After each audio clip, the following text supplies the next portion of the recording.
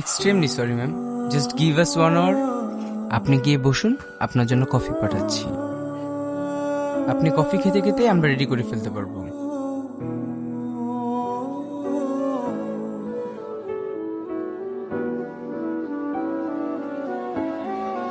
শোনো, আমার ফিরতে একটু দেরি হবে। কেক রেডি হতে আরো 1 ঘন্টা লাগবে। আগেই তো অর্ডার করা, ওরা ডেলিভারি ডেট লিখতে ভুল করেছে। এখন আর কি বলবে? Sorry madam, sorry madam.